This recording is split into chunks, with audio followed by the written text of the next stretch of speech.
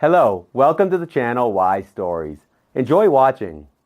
Margarita entered her son's room, surveyed it, sighed, smiled, and softly said, "I'll tidy up in here, Dani. Maybe I'll throw away something unnecessary. It's been 5 years, my dear. 5 years without you." 5 years ago, Margarita's son Daniel tragically died, and today she decided to go through his things, which she hadn't touched all these years. Everything remained the same as it was during his life. And even now, her hands didn't rise, unwilling to disrupt Daniel's established order. Nevertheless, she took a stack of books and notebooks from the shelf, placed them on the table, and started sorting through them. A bright card slipped out, apparently one that her son had saved for some past holiday. Margarita turned it over and read what her son had written by hand. "Mommy, I love you." The woman staggered. The pain, undiminished over 5 years, once again seared her heart. She leaned against the wall, but her legs gave way. She helplessly slid to the floor. She wanted to shout again, like back then, "No! This can't be!" But she already knew that wouldn't help release all the pain that had permanently settled in her soul. Her son, young, handsome, and healthy, had only turned 16 then. Life lay ahead of him long, happy, full of love and success in all areas. She, his mother, was sure of this, and so were all those around him, as Daniel was well liked. But it didn't happen. Was it fate or coincidence? After catching her breath from another blow of grief, Margarita once again looked around the room. "I'll never see you as an adult. And you would have turned 21 by now. Maybe everything would have changed in this room. Maybe you would have left home and started your own life, but no. Everything here remained the same as before. You'll never get married, I won't have grandchildren. I won't have anything. You left and never returned. And my time stopped." The cruel memory once again took Margarita back to that very day, their last hours together. Her son was getting ready to go on a hiking trip with his classmates. Daniel was a member of a hiking club. They often organized gatherings, and everything was fine. But they had never gone so far and for so long before. 2 weeks was just too much. Margarita helped her son pack, but an unexplainable worry gnawed at her heart. She didn't want to upset her son with her doubts. She tried to calm her heart with casual conversation. "Take spare socks. Why are you asking? What if you soak these? They won't take up much space, and you won't catch cold. Did you take the first aid kit? Good boy. Mom, I've gone on trips before. Why are you so worried?" Her son reassured her. And Margarita felt that he was holding back his irritation with all his might. But for so long the first time. "Believe me, all the moms of your friends are just as worried right now. Well, and very wrongly. I can't even imagine what will happen when I get drafted into the army. Oh, you're trying to drive me crazy. Don't talk about that for now. We'll worry about that when the time comes. And will Senor Sans be with you?" "Of course. He's our instructor. Don't worry, please. You'll be laughing at yourself in 2 weeks when I come back. And those nerve cells will be all gone. Or do you want me not to go and tell my friends that my mom didn't let me? I really want that, but I know you won't do it even for the sake of my nerve cells." Margarita tried to joke. That was the last day when she joked. She never had to laugh again. For a whole week, she tried to calm her worries, and she almost succeeded. Everything was fine with her son. Well, that's good. Only 7 days left, and maybe they'll come back earlier, even for just 1 day. Let's say they lose money, run out of food. No, let nothing like that happen. Let everything go according to plan. What would 1 day give me? Nothing. The main thing is that my son is okay, happy, and satisfied. At that time, Margarita was still married, meaning there was a stamp in her passport, a man, her son's father, but all their relationship had ended several years ago. She didn't want to remember that story. She survived the collapse of her personal life and chose to forget everything. Talk of divorce was ongoing, but first time, it was not advantageous for her husband for some reason. And when, it seems, a year before the tragedy, he started talking about it again, it was Margarita who asked, "What, are you in such a hurry? Let's let our son finish school peacefully." "I'm not in a hurry for anything. Isn't it time to end this already? Our son is not stupid, he understands everything perfectly. Anyway, I have no objections." Of course, their son understood that something was amiss between his parents, but they lived peacefully, maintaining friendly, neighborly relations. The apartment had 2 rooms. There was no extra space for separate living. There was only a screen that the former husband and wife put up at night, and during the day they hid it behind a wardrobe. The illusion of a normal, complete family remained, and both of them believed it was enough. Maybe even Daniel thought so. Dad lives at home. He just works a lot, sometimes even at night. What can be wrong about that? He didn't stay home that night, the start of the 2nd week of the hiking trip. Margarita talked to her son on the phone in the evening. Everything was fine. Daniel's cheerful voice reassured her, but only temporarily, as usual. Going to bed, she still thought about her boy sleeping in a tent in the forest. Even if there's no danger, it's still cold, damp, and mosquitoes. You never know what could happen. If I want to worry, nothing will stop me, the woman thought with a hint of mockery, trying to calm herself with this thought. It didn't work. But she still wanted to sleep, and she fell asleep.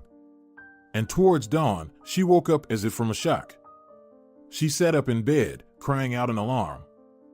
"Daniel!" She regained her senses, sat there, calming her heartbeat, not understanding what had happened. "What's wrong with me? Did I dream something? I can't remember. Or is this what a panic attack looks like? But why would that happen at night?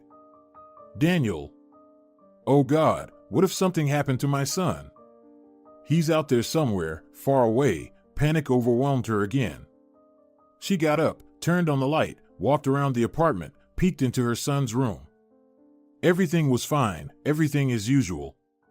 So, what was the matter? There was no thought of going back to sleep.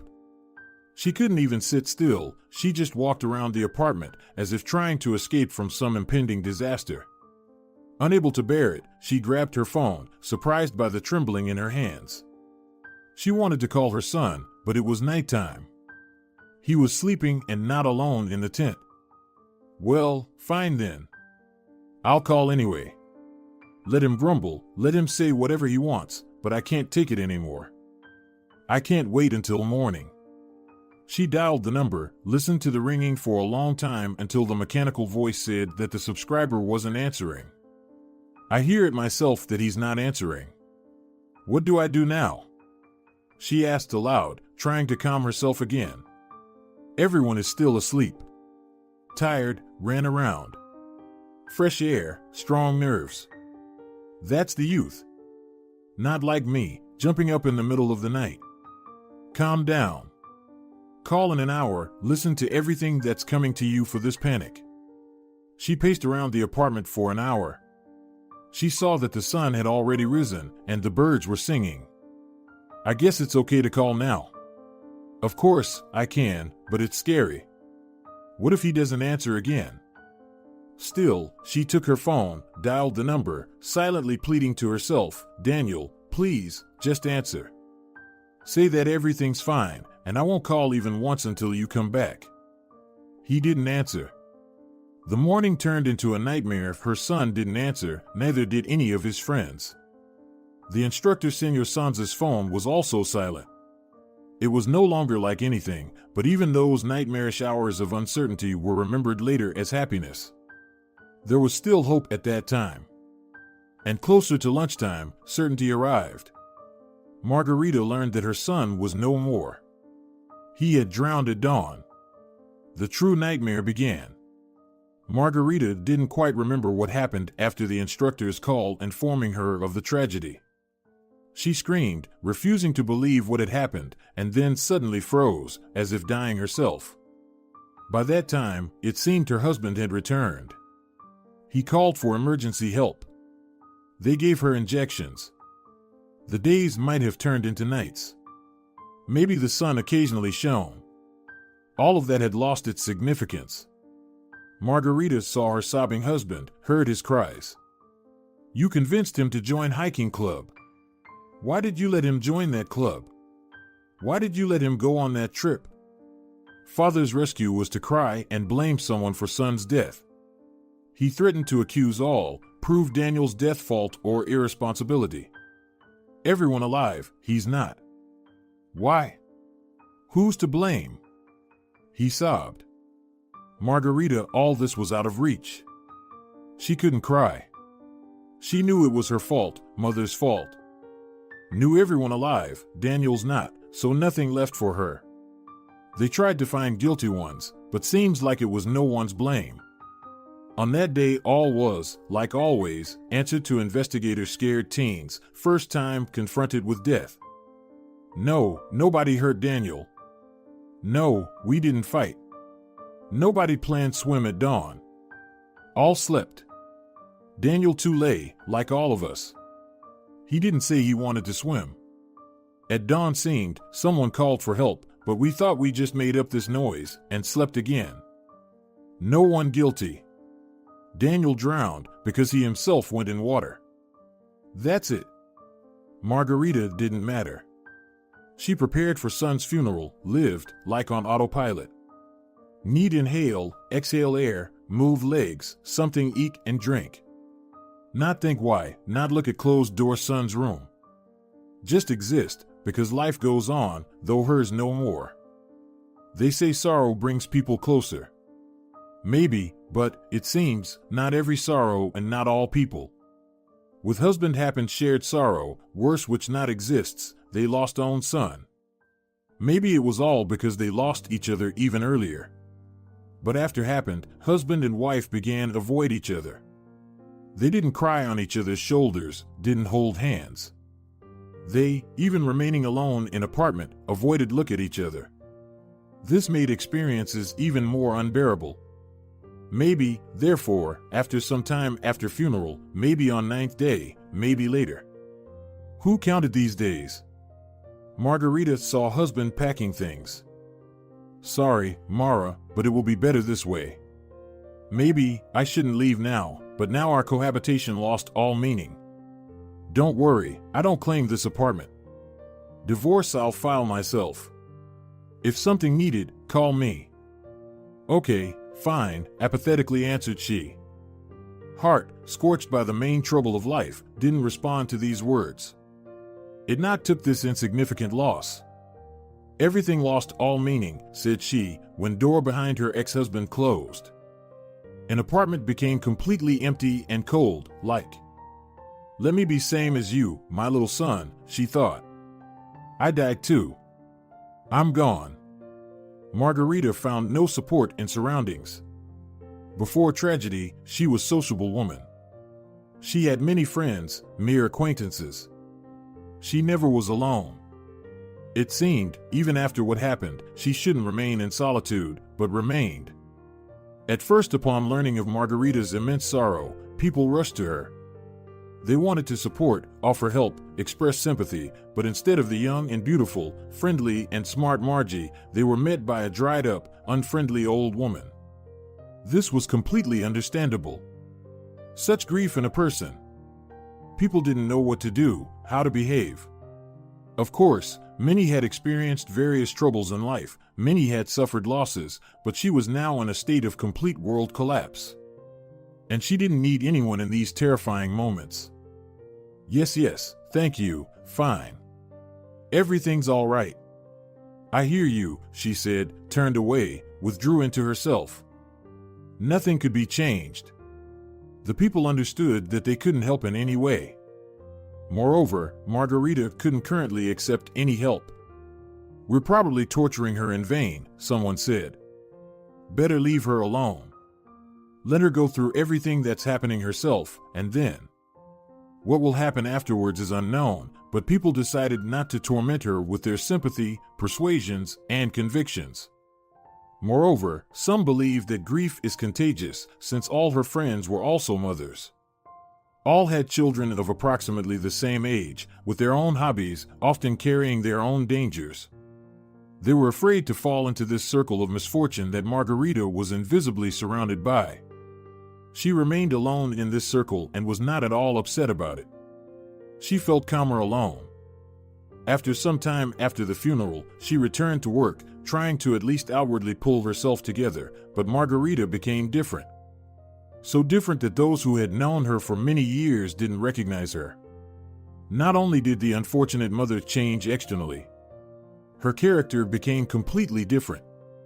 She dutifully performed her tasks, didn't make mistakes. In that regard, everything remained the same, but in other aspects. Margarita understood that it was difficult for her colleagues to look at her, to be around her, because they continued to live. They had their own affairs, their own joys. The team was predominantly female, and whether you wanted it or not, women had to mention their personal, domestic matters and problems during work, talk about their children, husbands, sometimes joke and laugh. But with her, all of this was unthinkable. Colleagues found it sacrilegious to behave as nothing happened in front of a person who had lost, it seemed, everything. She hadn't smiled since her son was gone. Margarita herself understood how much it complicated the lives of the people who had always been pleasant to her. She couldn't change anything herself. Of course, after all, her grief would remain with her, and she would remain like that forever. But she mustn't spoil people's mood, shouldn't worsen the atmosphere at work, so she went to the manager and asked to be transferred to the dispatch room. "Why would you do that?" Hiding his eyes, the manager said, "You're handling your duties. Besides, the salary there is much lower." "I'm okay with it," replied Margarita, who had become very reserved. "You understand. It's hard for me, and it's hard for everyone when I'm around." "Maybe you're wrong about that. They say, on the contrary, when there's grief, it's easier to endure it together with others." The manager tried to convince her, but he understood everything perfectly well, and without further discussion, he signed the application. From then on, Margarita sat alone in a small room. She answered phone calls, handed out keys, accepted documents. It was harder, but even the thought of returning to the team didn't arise. She brought a book with her and read. Not fiction, no. There were stories about love, happiness, motherhood in any case.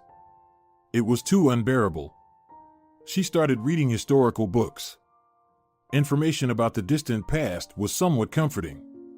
Many events happened in the world before she lived, before Daniel lived. People suffered, died, and the world continued to live on. Only for her, for Margarita, there was no continuing. She sat in a tiny chamber, resembling a coffin, where she had confined herself alive. Previously, another elderly woman, cheerful and sociable, worked here, and people often gathered near the dispatch room. Everyone wanted to chat with her. Now, however, anyone encountering Margarita's extinguished gaze hurried to leave as quickly as possible. After work, she went home to the empty and dead apartment, which was also steadily turning into a tomb. And then, unintentionally, Margarita realized that there was a corner there where life was still preserved, Daniel's room. It was as if the spirit of the young owner, who had left forever, still lingered there. Everything here was just as Daniel had left it: books, notes, pencils, discs, some other items whose names the mother either didn't know or had forgotten. She tried not to touch anything, just so as not to scare away Daniel's spirit. Once a week, she carefully wiped off the dust from horizontal surfaces, vacuumed the carpet, and that was it. And in the evenings, she spent hours in this room, conversing with her son as if he were alive. And how could she not rejoice in her solitude? If someone found out about this tendency of hers, they would think she had gone mad, they would force her to seek treatment, they might even decide to dismantle everything in Daniel's room. Even thinking about it was terrifying. No, everything would remain as it is there, and her son would remain there. She hadn't gone mad. He's just the only person she can talk to. Yes, he can't reply, but Margarita is sure he hears her and is present somewhere nearby. Even in the cemetery, where she also went almost every week, she didn't feel such unity with her son. There he was still dead, but here he remained alive. Perhaps he's the one who helped her survive, regain her senses, come to herself, simply not completely lose her mind in her grief. In the evenings, after sitting alone in her dispatch room, she would hurry home to talk to her son, tell him about everything that had happened to her during the day, complain, ask for advice. Yes, she didn't get an answer. She hadn't gone crazy, didn't hear voices, didn't see ghosts, but still, it was easier for her to have at least this kind of interaction with the world. Others, it seemed, had completely disappeared. A year went by, then a second. Many people began to gradually forget about the tragedy that had befallen Margarita. Their lives didn't stand still. And those who didn't know her before had no idea why this woman sat in the dispatch room perpetually gloomy, reserved. "When I see her, my mood spoils," a young colleague said capriciously. "Can't she make her face a bit simpler, even for the sake of working with people?" "And she doesn't seem that old," her friend replied. "But you know, they say someone close to her died or something. Everyone loses someone. I myself have buried so many relatives. My beloved grandmother died, and my uncle, my dad's brother, last summer. So what? I cried a bit and continue living, not spoiling anyone's mood with my sour face." Margarita overheard this conversation. Maybe it was meant for her to hear. She let out a heavy sigh. The grief still wouldn't let her go. If she managed to forget about her son for a moment, returning to thoughts of him brought even greater pain. She herself would be glad to distract herself, to forget. At some point, while getting ready for work, she decisively set aside her black blouse. After her son's death, she always wore black.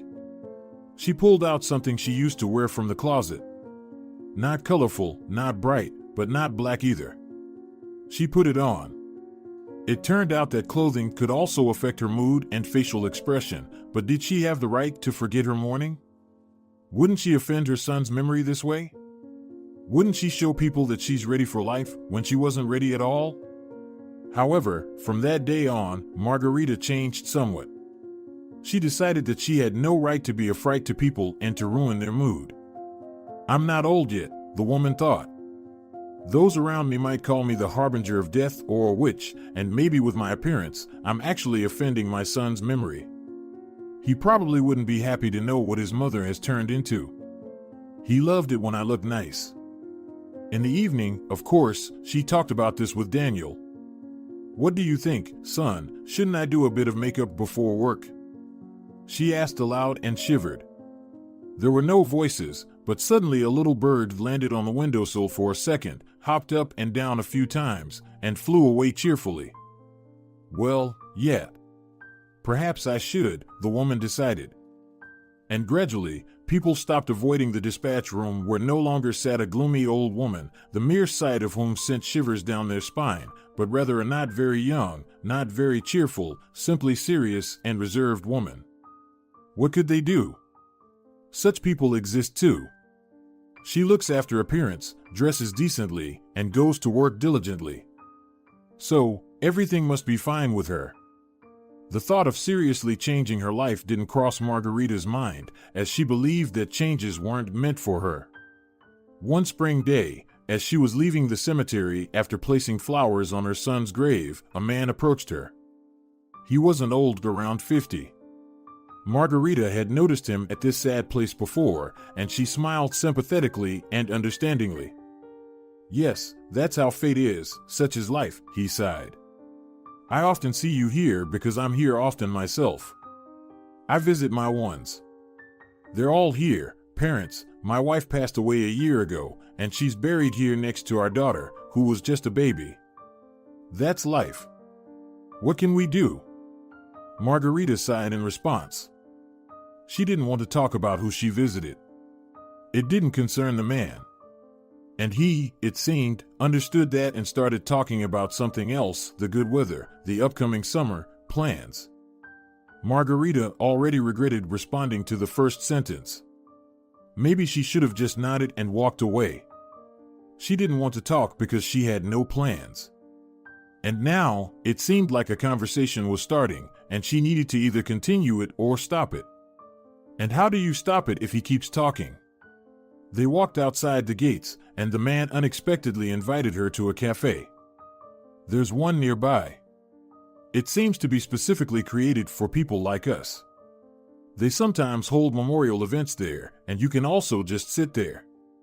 A quiet, peaceful place, no cheerful music, no dancing, and other such distractions. Would you mind? I don't mind, Margarita found herself saying unexpectedly. She was very thirsty. She had forgotten to bring water with her, and she had been at the cemetery for about 2 hours. It was getting quite hot. She certainly hadn't been thinking about cafes. She had planned to enter the first store she came across and buy a bottle of water. She had no interest in even the quietest places, and she was least disposed to conversations. But now that she had agreed, she had to go along and force herself to maintain the conversation. They got to know each other in the cafe. The widower's name was Victor. It was clear that he was a good man, albeit with a difficult fate. They talked about life, their troubles. They left after an hour. Victor suggested exchanging phone numbers, meeting next time not at the cemetery, but somewhere else. I'm sorry, Victor, I won't be able to. I simply don't have the strength, really. I go through the motions, I talk out of obligation, I force myself to maintain a normal appearance just so I don't scare people away. I don't want to deceive you. I can tell you right away, I'm not inclined to any relationships, friendships. I severed all my previous connections not to make new ones. You're mistaken, Victor sighed, smiling sadly. Our troubles are serious, of course, but we still have to live, wouldn't you agree? At least for the sake of preserving the memory of our departed loved ones. We do preserve their memory in our own ways, of course. You're just stuck in the past, Margie, Victor said, and with that, they parted ways without any promises or exchange of phone numbers. Margarita wasn't at all saddened by this. She even breathed a sigh of relief.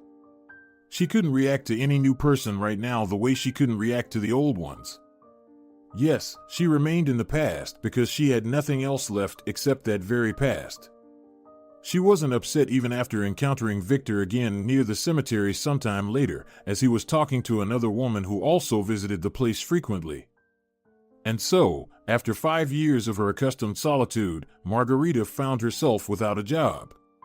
She wasn't fired, her position was eliminated. They no longer needed a dispatcher in the not very profitable enterprise. Many were affected by the downsizing, and Margarita was among the first. As a result, she lost a small but stable income. She had no significant savings, and she needed to live on something. She had no one to talk to about this, no one to ask for advice. Margarita remained completely alone, and it was her own doing, of course. She didn't blame anyone. And who could have advised her in this situation? She never had acquaintances capable of finding her a new job, negotiating with someone, providing some substantial assistance beyond sympathy, and that was the last thing she needed. However, she could talk about her troubles with her son, her beloved and only conversationalist, her advisor for the past few years.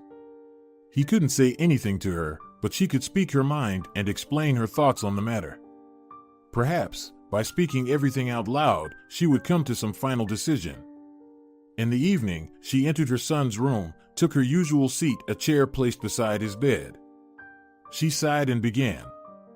Well, Dani, my life has completely lost its meaning. I left my job, or rather, I was let go. Downsizing. I turned out to be an unnecessary staff member both at work and in this world in general. Yes, today I received my employment record and my final pay, and I won't need to go anywhere tomorrow morning. It's frightening, my son. I'm not exactly needed at work, but what about without it? How will I pay for the apartment? How will I even live? And do I need to live? If only you could take me with you, Daniel. Maybe there, we'll find some place for me. After that, she decided to tidy up her son's room, to go through his things for the first and perhaps the last time. That's when she found that same card, "Mommy, I love you." She lowered herself onto the chair again, clutching the card to her chest, and tears flowed from her eyes for the first time in a long while. "I love you too, my son. The only person who loved me.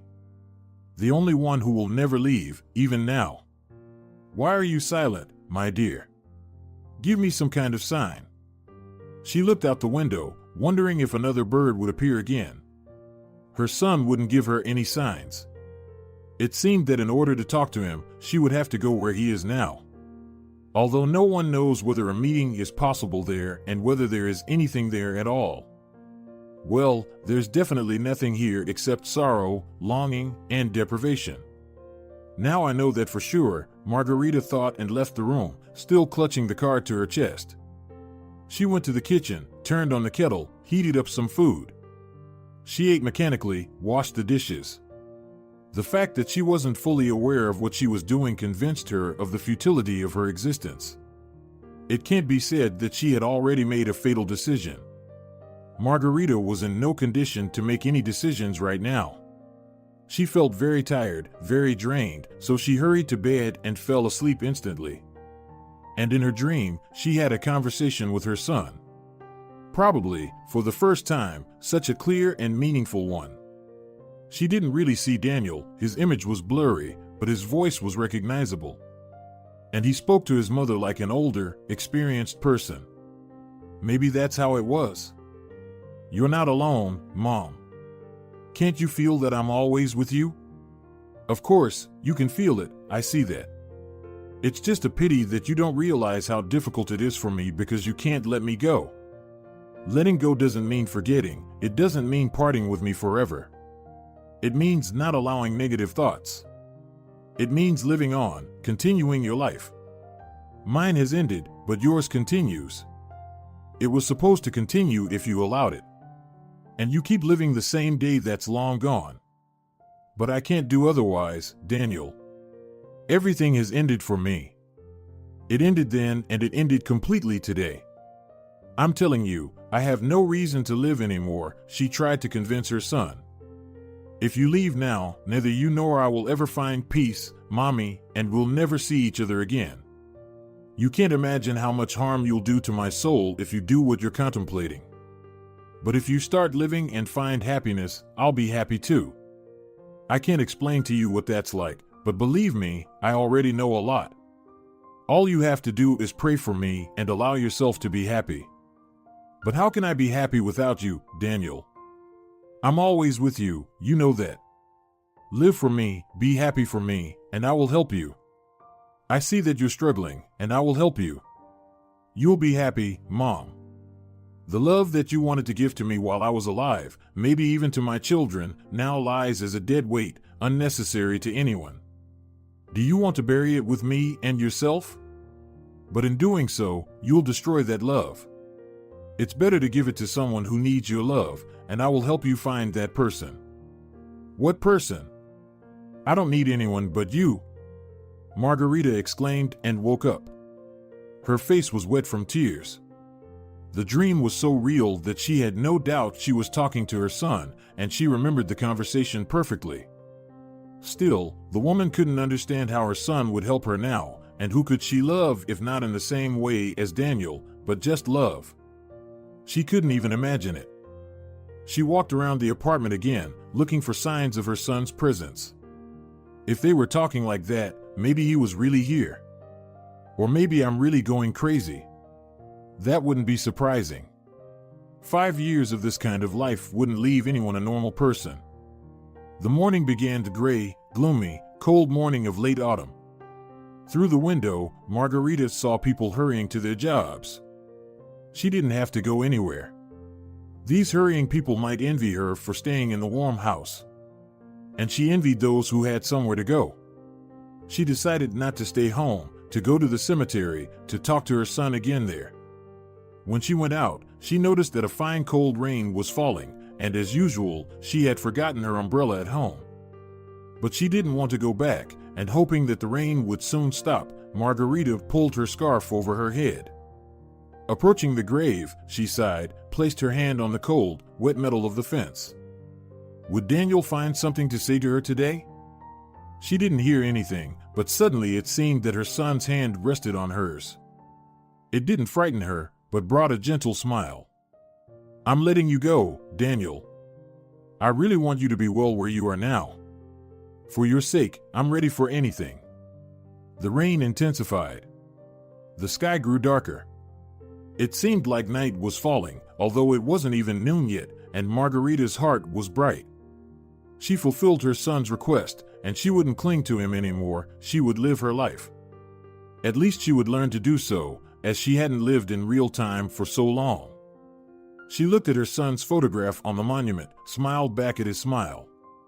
You'll always be with me, right? You promised, she said softly. And you'll help me, right, Daniel? I'm going home now, going to live, my dear. Thank you for showing me the right path.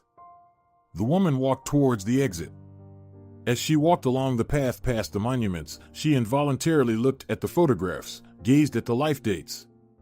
Of course, there were elderly people who had passed away in their time, but there were also so many young ones who still had a life to live. And how many parents were left alone and suffering, just like her, Margarita? How terribly sad all of this was. She looked at the beautiful and youthful faces, and her heart constricted with pain for those who had departed and with sympathy for those who stayed on this earth. How do parents endure this sorrow? Just like she did? Where do they find solace? There was no one at the cemetery at this time.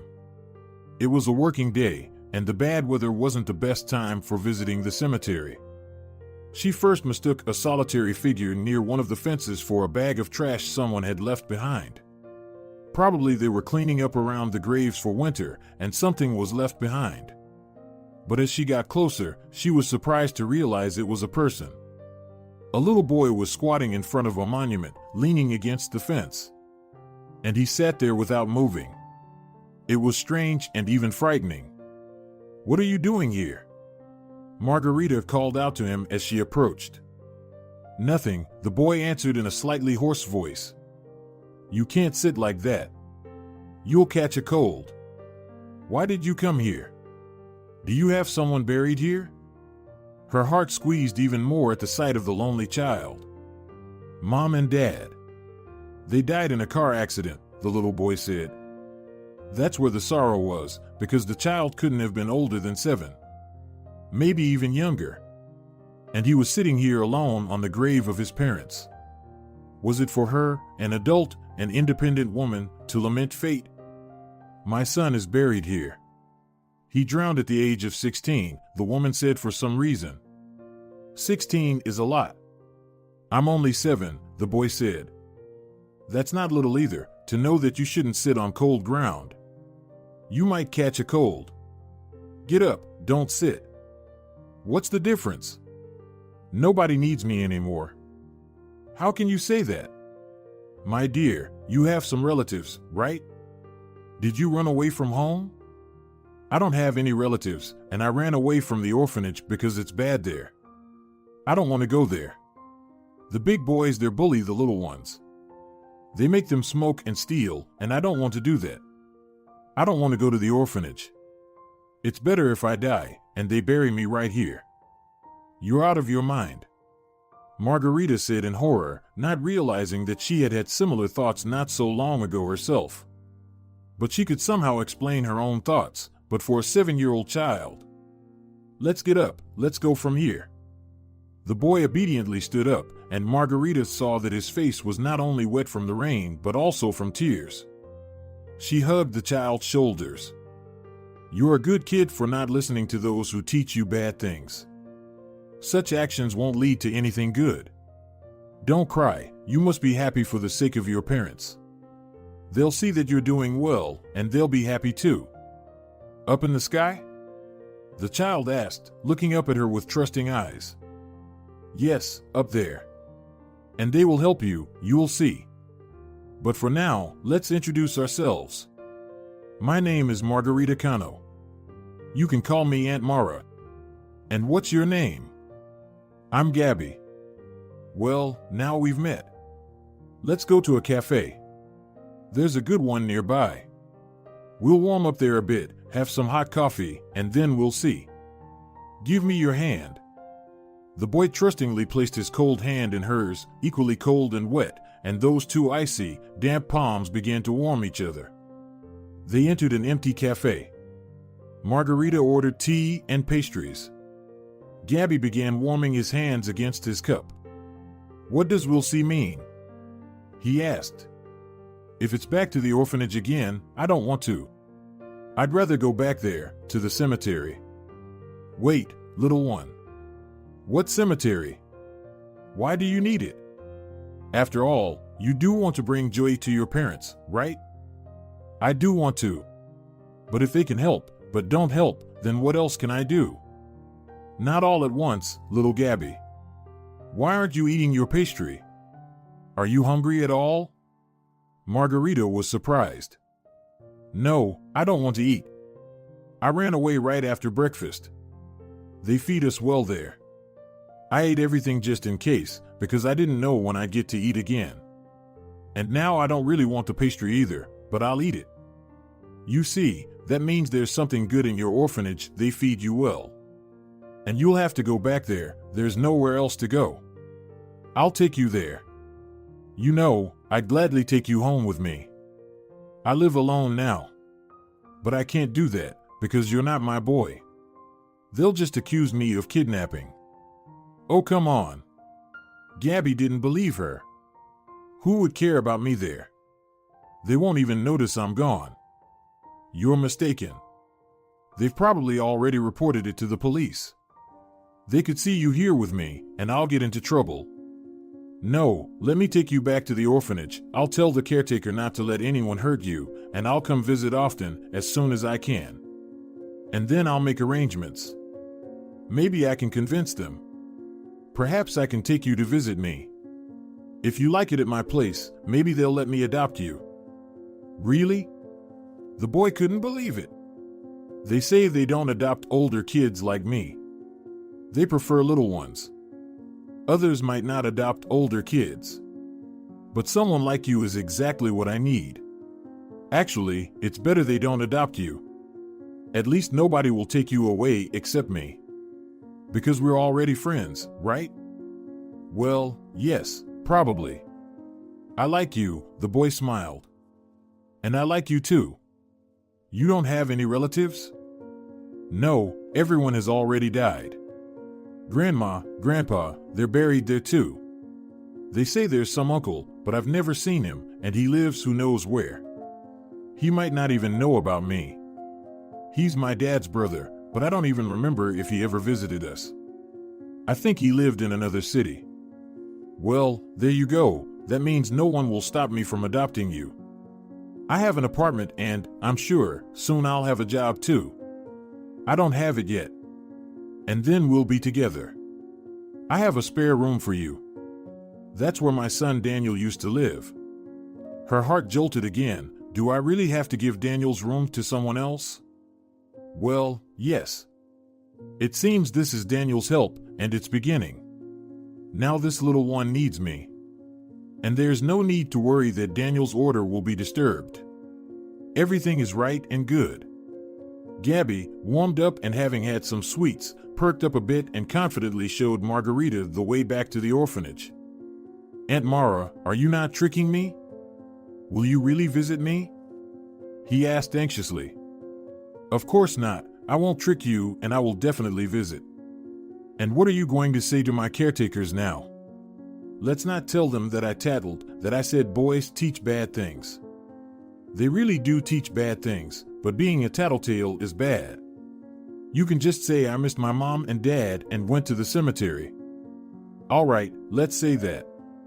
I'll have to talk to the caretakers anyway. I need to arrange for them to allow me to visit you. I hope we'll really be together soon. Maybe by New Year's. Wow, New Year's isn't soon, Gabby said. Of course, for a child, that's not soon, but in reality, it was only about 3 months away. Time will fly by quickly, Margarita reassured him. They arrived at the orphanage, went inside. Ah, there he is, our little traveler. exclaimed a woman who seemed to be the on-duty caregiver, addressing Margarita. "Where did you find him? Thank you for bringing him. He's been with us for not long. He can't get used to everything yet." "It's hard to get used to something like this," Margarita sighed. "But please don't scold him too much. He's a good boy. He was at the cemetery, by the grave of his parents." "Oh, what a tragedy. Well, what can we do? Don't we understand anything?" No one was planning on scolding him too much. "Are you the caregiver? I wanted to talk to you specifically about Gabby." "Wait right here in the hallway. I'll take him to his group, let him change clothes. He's all wet. Soaked his feet. Well, you see, who's going to deal with your cold?" "I'm not sick. I'm tough," Gabby replied independently. Margarita waited for the caregiver and explained her request. "You understand, this boy really touched me. I'm all alone now. My own son died 5 years ago, my husband left. Before, I never even thought about anything like this, but now that I've seen Gabby, I've decided that I need to adopt a child. Otherwise, life will be completely meaningless. I'm only 43 years old, which means I might have to live for a long time. When I imagine that it will be like this." "Yes, you're right, of course. Regarding adoption, it's better for you to talk to the head of the orphanage. And also about visitations. Just don't change your mind. Because there are people who see an orphan child, get all sentimental, promise them the world, but then they go back home, think it over, and decide why do they need someone else's child. And the child waits, believing immediately. Some poor kids wait for years, and they've been forgotten long ago. Oh no, believe me. That won't happen with me. I've been thinking for 5 years about why I'm living. Turns out, the answer could be right here. Maybe Gabby needs my love and care precisely for this reason.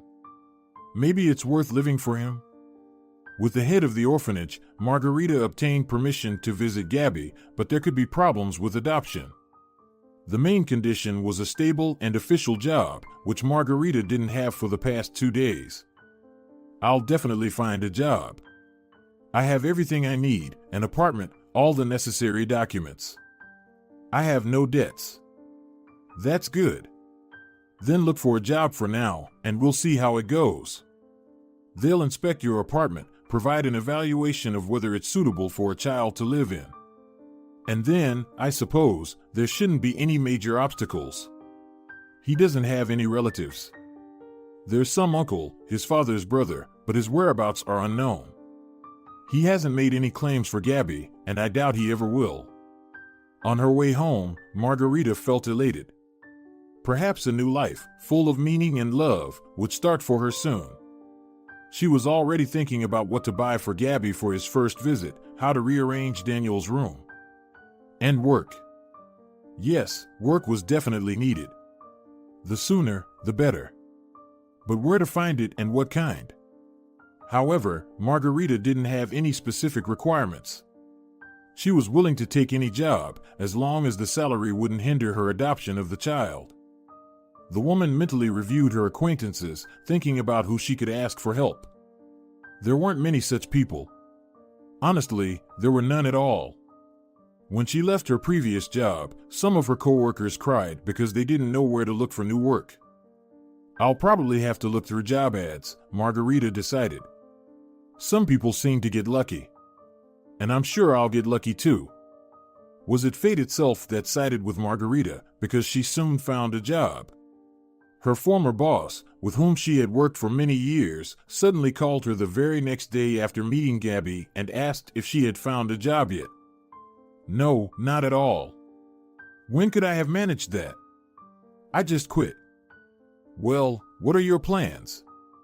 You probably want to take some time off to rest? No, not at all. I don't have time for rest.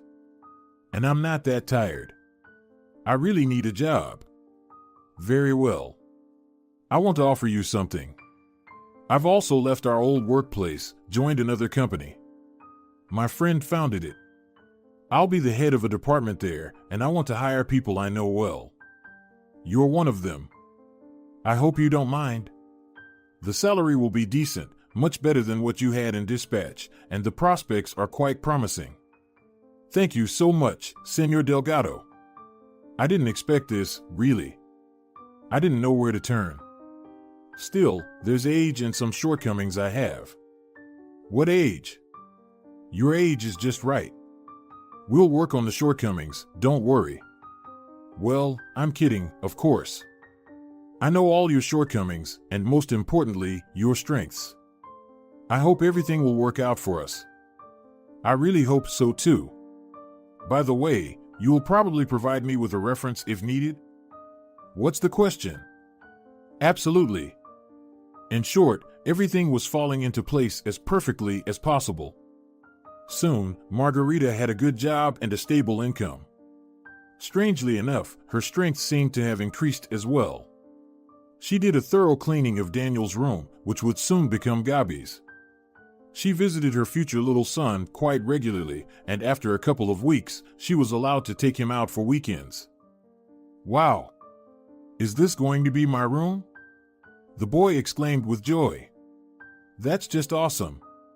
I used to have a room too, but it was connected to a bigger one, not separate. A separate room is so much better, right? And it even has a balcony. Wow! Yes, but you can't go out on the balcony for now. I sealed the doors so there wouldn't be drafts. Later we'll get different frames and doors. Maybe we'll even glaze the balcony. Then you'll be able to go out in winter too, but that's for next year. Cool. You know, Aunt Mara, if you adopt me, will it be like having a mom? Well, yes, of course. Don't you like that? I do. But you know what I don't like? I don't know how I'm going to call you Mom. I had a different mom before. Can I put her picture on the wall and Dad's too? Of course you can. You can just call me Aunt Mara. I'm not expecting you to call me Mom. It's good that you remember your own mom. And you. You won't be upset? Well, how could I be upset, sweetie? My son was named Daniel, and you're Gabi. I'm not going to call you Daniel, am I? Well, yeah. I really loved my mom and dad, and they loved me too.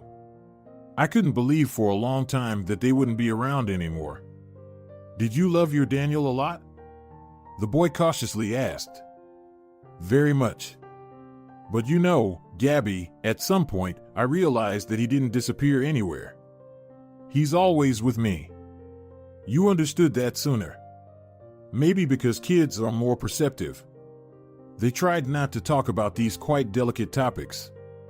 They discussed the future more, how they would live when they were together. Due to the death of his parents, Gabi didn't start first grade in September. He would become a first grader next year, but Margarita knew that the boy already knew how to read and write his mom had taught him. She was pleased. The child wouldn't have any problems with studies. Maybe they wouldn't have problems at all, at least initially. She was aware of the difficulties that come with adolescence. And she would have to raise the child alone, without a father. Neither the woman nor the boy had any doubts that they would be together. Margarita felt happy and needed for the first time in years. Before going to sleep, she was no longer living in the forever gone past. At times, she would drift into thoughts about the future, which promised not only happiness. It turned out that upcoming challenges could also bring joy, because they were part of life. Margarita felt alive and rejoiced in the thought that her son probably found it easier where he was now. "Are you happy, my son?" she would ask Daniel before bed and feel his responding smile. The adoption documents for Gabi were almost complete.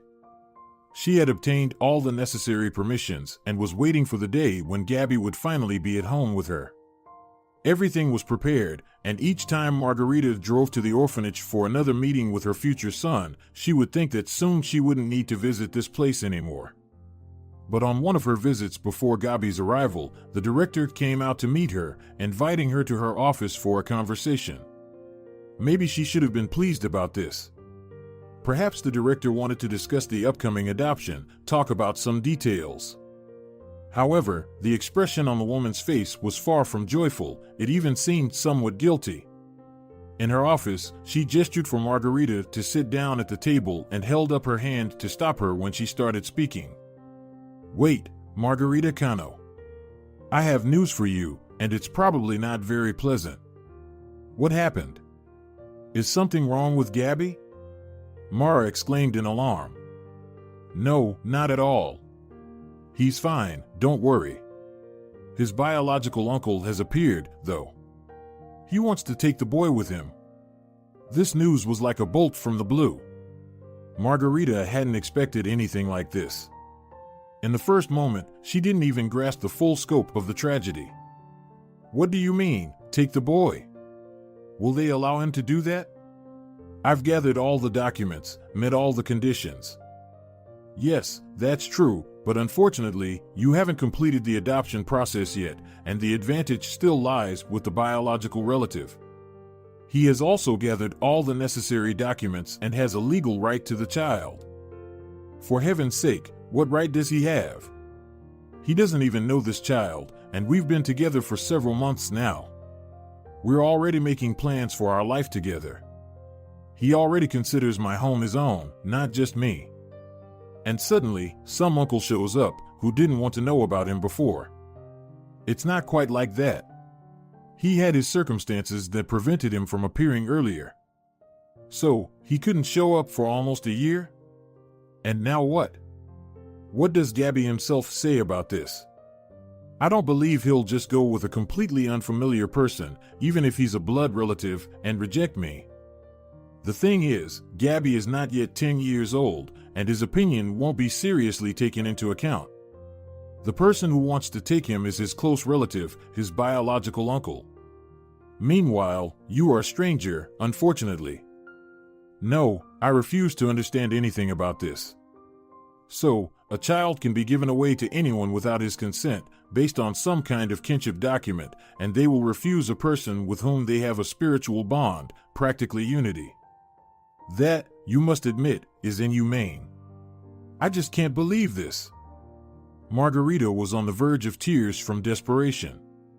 She understood that her pleas meant very little, and the director of the orphanage held little sway over the situation, which she immediately confirmed. "You know, I agree with you to some extent, but I have to act according to the letter of the law, not just personal feelings. However, don't lose hope completely. Nothing is final yet. It's entirely possible that the decision will be in your favor. And it's also possible that it won't be. But can I at least see Gabby today?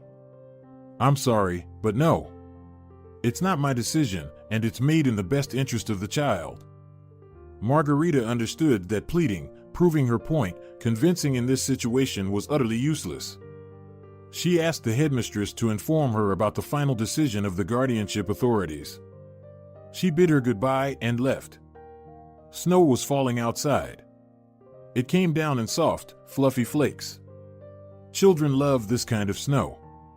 She and Daniel used to go for walks in such weather, and it was wonderful. And then she dreamed of walking like this with Gabby. Today, they could have taken a stroll, catching snowflakes on their tongues, admiring the snow-covered trees. She could have warned her son not to play in the snow for too long. But she's walking alone now.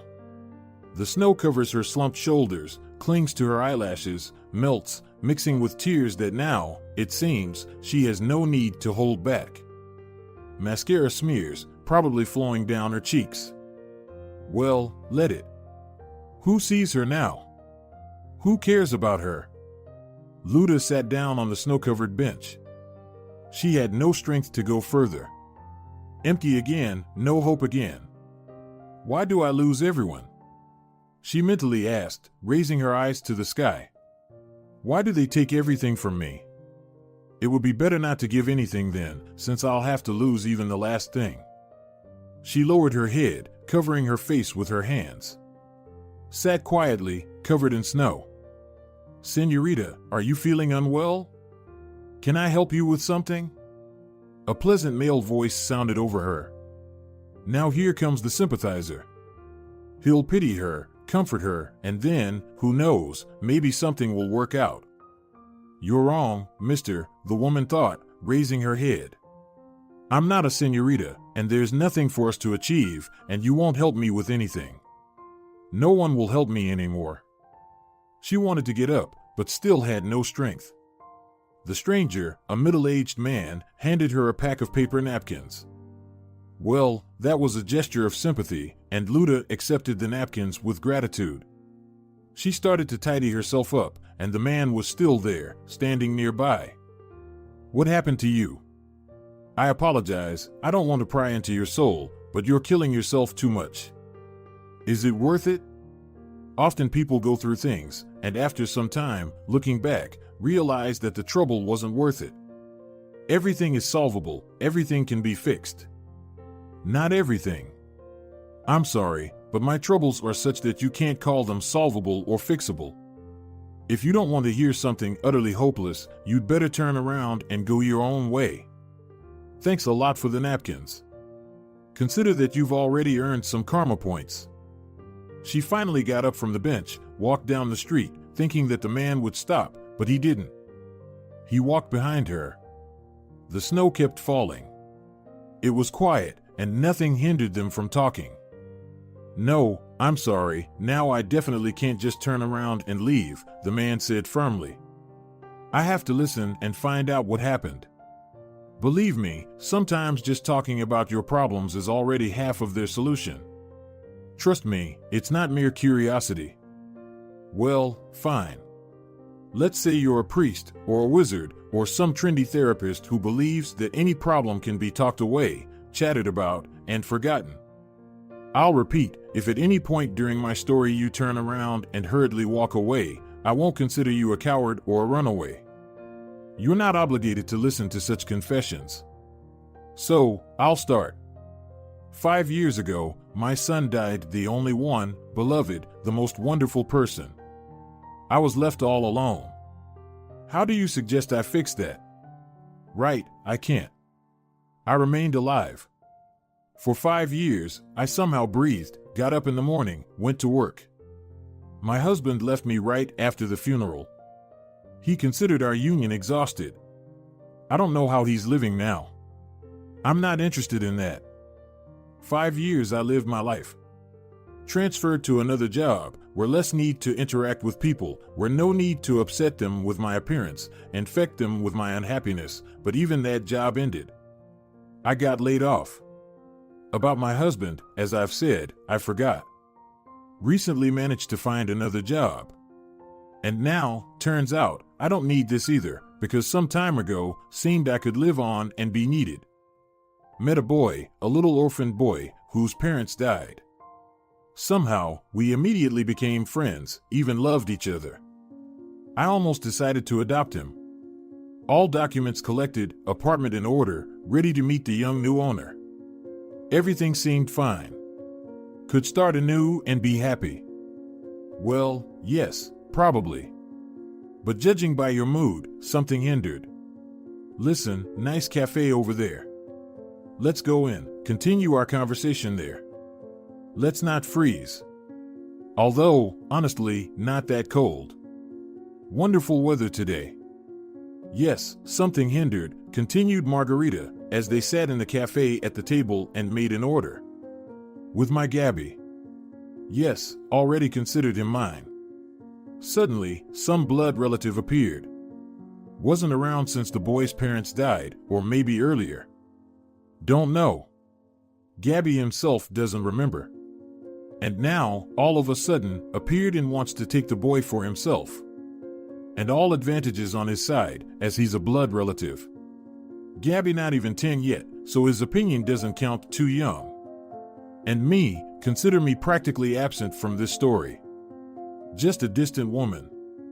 Wanted to adopt, but didn't work out. And now won't even see the boy I've grown so fond of. Margarita's voice quivered again. She felt she would soon start crying again. Tears don't help anything. Nothing helps her troubles. Well, why won't you meet? Maybe this uncle won't forbid you from meeting. He lives in another city, and unclear whether he'll need these meetings. Perhaps he himself wants to adopt the child, in other words, become his father, and has a wife or fiancée willing to become a mother. So, again, I'm an unnecessary element. Need to talk to the uncle for that. Different city, not another country. Still can meet, and going there less than a day. How do you know?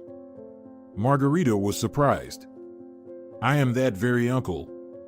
Andres is my name. Sorry for not introducing myself right away, but even I didn't immediately understand who you are and what the conversation was about. I won't let you and Gabby part forever. Promise you that. Thank you. But why didn't you take the boy right away? Why decide to show up only now? Didn't you know about his parents' death, that they placed the boy in an orphanage? Of course, I knew.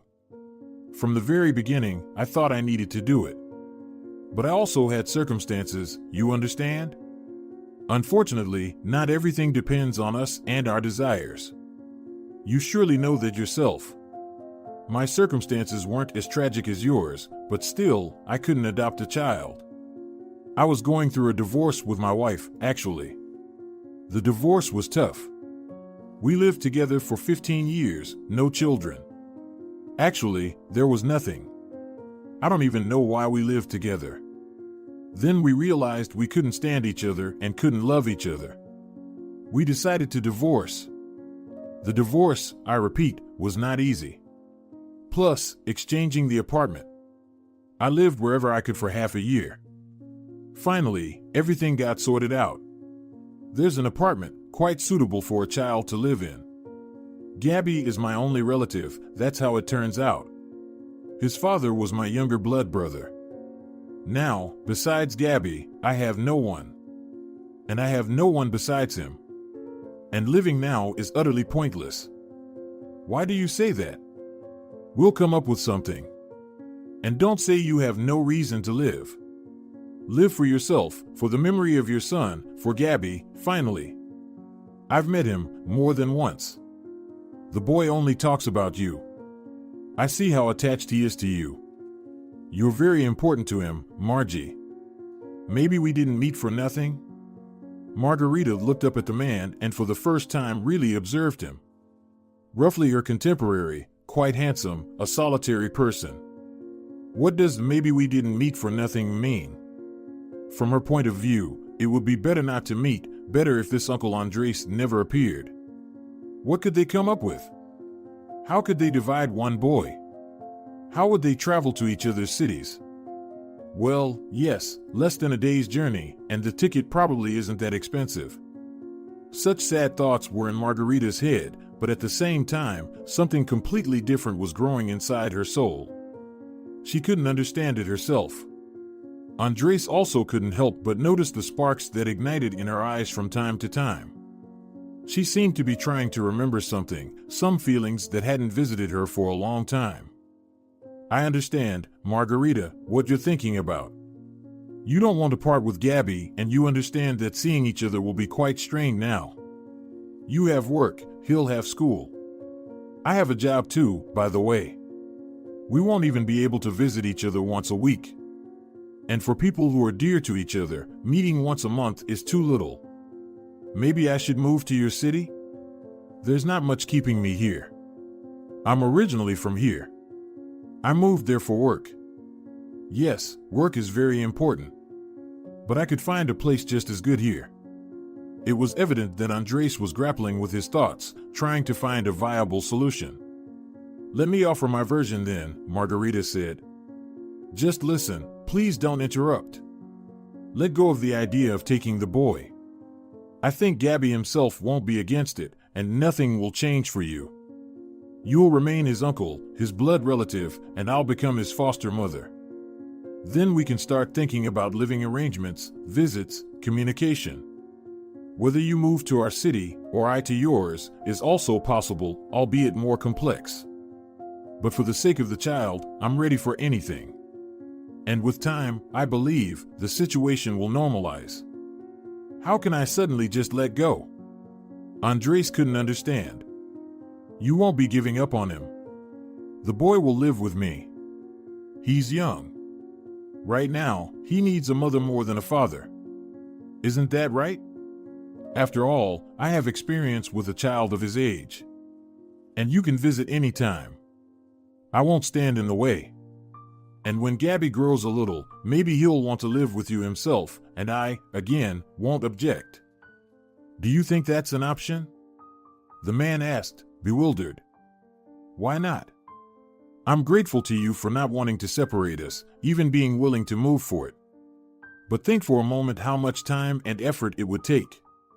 And the child will keep living in the orphanage? And if there's no moving involved, then it will end up just as I said initially, with me remaining a complete stranger to Gabby. Maybe you're right. But it's also difficult for me to suddenly step back from taking my nephew.